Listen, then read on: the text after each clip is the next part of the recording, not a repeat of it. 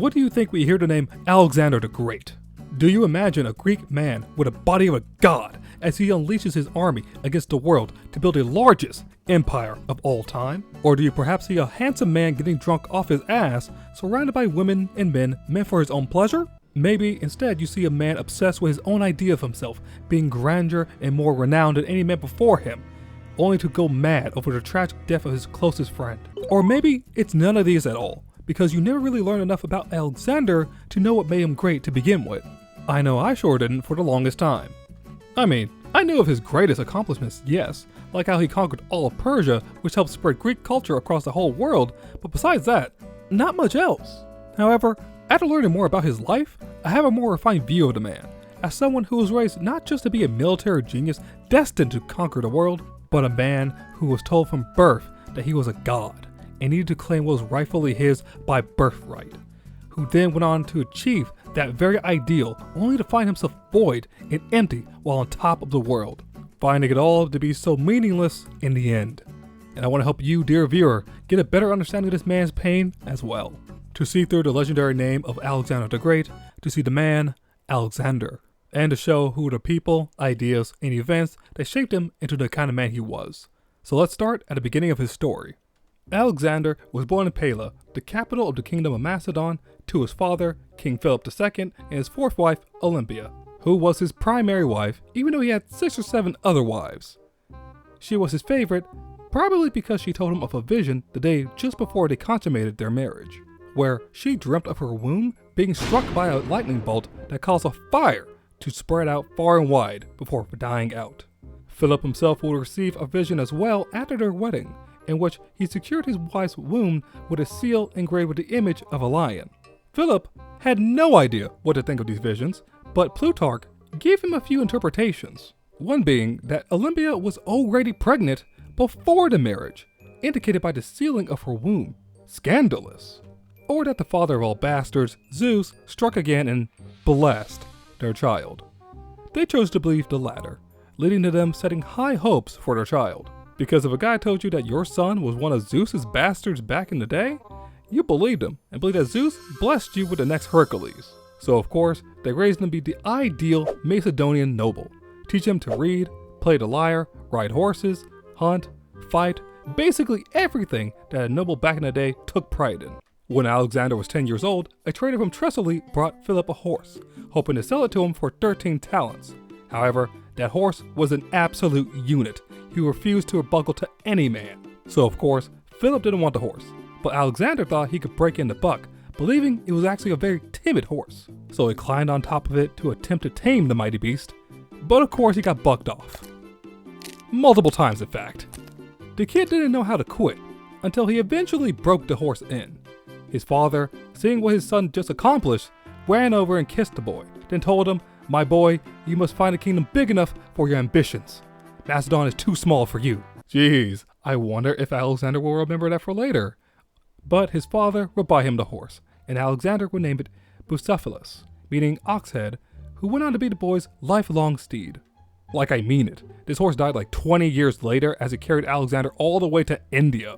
He was definitely a good boy. Maybe even the best boy. Later at the age of 13, Alexander would be tutored by Aristotle himself. Yes, his father hired one of the most famed philosophers of all time to teach his son. Mind you, Aristotle got a pretty sweet deal for doing this.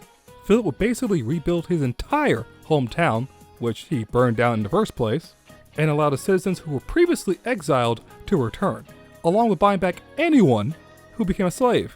And all of this just so he could teach his son Alexander and some of his friends.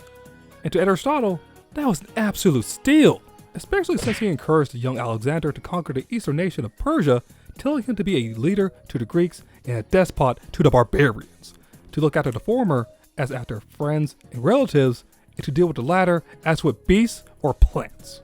Yeah, Aristotle didn't have the best views on the Persians, or really anyone who wasn't Greek, so he tried to rub some of that hate onto Alexander, but it didn't quite stick, since later on, Alexander would adapt a few Persian customs and clothings after he conquered it.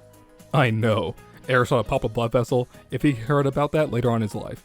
I guarantee you. At the age of 16, Alexander finished his education under Aristotle, just as his father Philip went off to war against the Thracians, leaving the young Alexander in charge as regent and heir of Macedon. Though, during his father's absence, the Thracian tribe of Medine revolted against Macedon. So Alexander went over to them himself to not just squash the revolt, but to drive them from their territory. And to add insult to injury, he colonized the territory with a new city, named after himself, called Anatropolis. Get used to Alexander naming cities after himself, it happens a lot. But after his father returned, the two of them would finally get some father-son bonding time, as they went on a few campaigns together to subdue even more revolts, and to conquer some of their neighboring city-states, taking on the likes of Thebes, Peloponnese, and even Athens. They ultimately beat them all into submission, forcing all Greek city-states to form the Hellenistic allegiance. Well, everyone except Sparta, that is. The allegiance was a defensive pact against Persia, which all the member states would send troops to fight Persia if need be. And Philip named himself hegemon, or supreme commander. After his immense conquest of Greece, he proclaimed that his next attack would be upon the Persian Empire itself. But before all that, Philip would get married again, take on another wife. I know, he has about 8 of those now, but this one would be to the niece of his general Attalus, Cleopatra Eurydice, and no, not that Cleopatra that got it on with Caesar, alright? That's far later, but we'll get to them one day, got it? Anyways, this marriage made the young Alexander feel quite insecure about his position as heir, since a male child born between his father and Cleopatra would be a full-blooded Macedonian, unlike Alexander, who was just half. This insecurity would raise his head again during their wedding banquet, when a drunken Attalus would pray out loud to the gods, praying for them to produce a legitimate heir for the couple.